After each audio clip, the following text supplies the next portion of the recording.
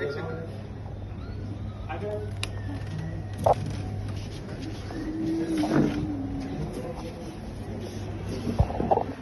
Branch manager, સીબીઓસીનો staff, અમારા agent બી. એક પરિવારનું ફંક્શન છે, કેવો માહોલ છે. જનરલી બીજા બધા ક્લાસની બદલી થતી રહે.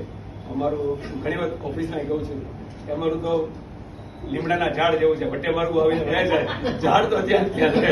અમારું કામ છાયો આપવાનું, ફળ આપવાનું છે.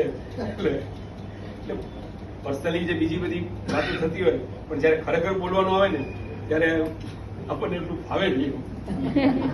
બાકી સ્વામી સાથે બેઠીને ઘણી બધી વાતો થાય.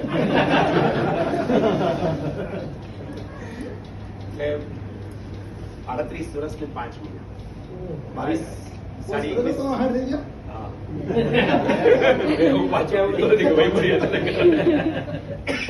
એટલે 1986 ની બેચ ફેબ્રુઆરી થી 1999 સુધી ક્લાસ 3 આસિસ્ટન્ટ છીએ.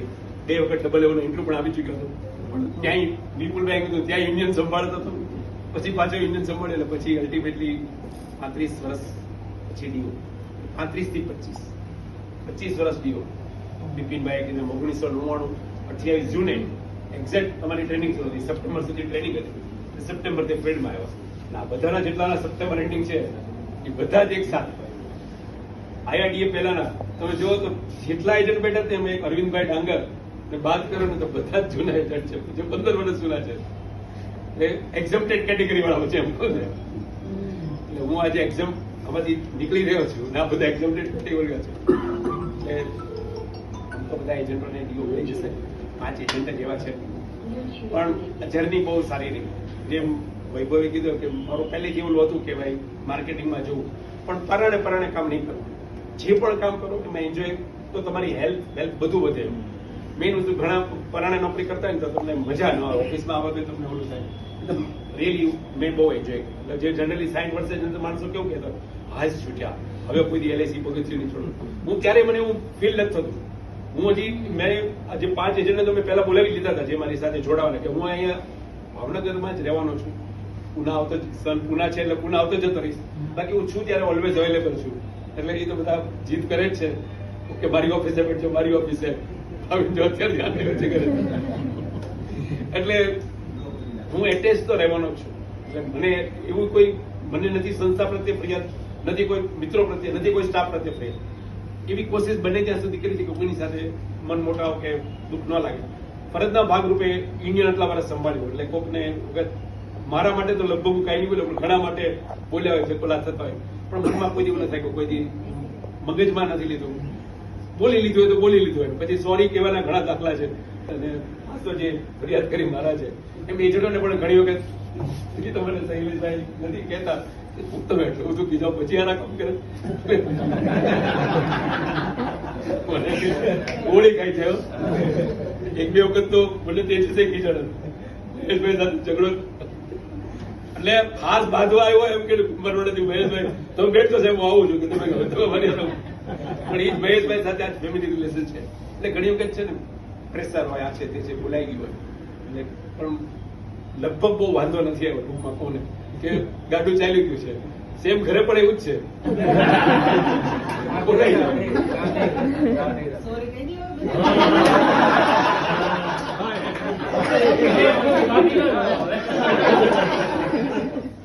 એટલે જો કોઈને લગભગ તો નથી, પણ છતાં પણ જો કોઈને કઈ એવી દુઃખની લાગણી હોય તો હવે તો તમે મને ફરિયાદ નહીં કરી શકો. એટલે અત્યારથી સોરી કહી દો.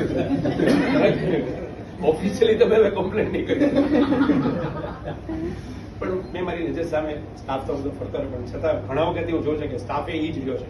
બહુ હમણાં ઇન્ટરનલ બદલી ઓછી જાય, 5-7 વર્ષથી તો આ ટીમ આપણી છે. અને એજન્ટોને તો મેં મારી સામે બધાને મોટા થતા છે.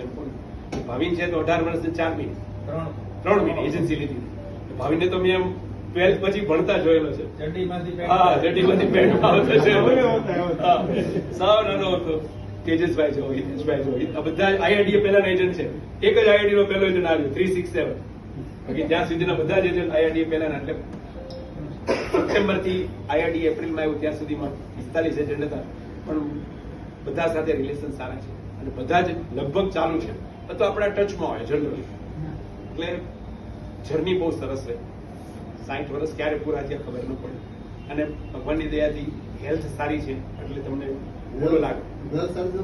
હેલ્થ તો સારી હોય ને, health સારી હોય એટલે આ જેવું ઘણી વખત આ લાડ કરતા ત્યારે એજન્ટને ઘણા કીધું અમારો છોકરો જ્યાં સુધી કમાતો નથી ત્યાં સુધી મારે તમને બધાને ભાઈ બાપા કરો કે કામ કરો. જેથી મેં કીધું જે કમાતો ત્યારે પગેલો પેલો પકડ્યો એથી તમને ફોન કર્યો કે છે.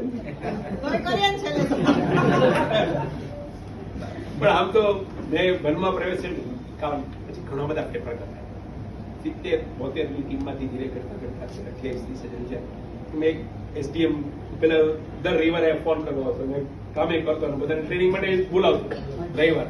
પણ એક વખત મને એસડીએમ સરે કીધું કે શું કામ તમે રવિવારે કામ કરી ગયા, અને એને તો બીજી રીતે રાતની જવાબદારી તમારી ગણાય એટલે એ રીતે એ સંદર્ભમાં કીધું. પણ એ મારા પેલા એ સાહેબ હતા, રાવ સાહેબ ની વાત કરું, રાવનો છોકરો મારી સાથે હતો. એટલે એને કીધું કે હવે ભાઈ વનમાં પ્રવેશ થોડું ઓછું કરવાનું. એ ઘડી રાતનો દિવસ પછી રવિવાર ઓફિસ આવવાનું બંધ કર્યું, પછી શનિ રવિ કામ કરવાનું બંધ કરી દીધું, ધીરે ધીરે પ્રેશર પણ બંધ કર્યું. પેલા એટલું બધું પ્રેશર કરતો કે ઝઘડો થઈ જતો, એ કીધું તું આર્ટ્સ ને કેમ ન લેવો. એટલે એ રીતે જનરી આગળ રહી, પણ ઓવરઓલ સેટિસ્ફેક્શન, કોઈ જાતનો કોઈ પ્રોબ્લેમ નથી, બહુ મોટો ઇસ્યુ કાંઈ નથી. નહીં તો જનરલી એમ ગવર્મેન્ટ ઓફિસમાં એમ કહે કે શાંતિથી રીતે આપણે બધું એલઆઈસીમાં કલ્ચર એવું છે નહીં. એટલે ઓવરઓલ બહુ સરસ રહ્યું. તમારા બધાનો સપોર્ટ, બ્રાન્ચનો સપોર્ટ, એજન્ટનો સપોર્ટ ઠેઠ એ ખરેખર બહુ જ સુંદર, અને બધા સાથે બહુ જ સારા રિલેશન છે. પણ સને કીધું એવું મારી પ્રોફેશનલ અને પર્સનલ જનરલી ડિસ્ટર્બ નથી થતું. બને ત્યાં સુધી ફેમિલીને ઘણી વસ્તુ ખબર ન કે આપણે ઓફિસમાં કાંઈ થયું હોય કે કોઈ પણ ધંધામાં પ્રોબ્લેમ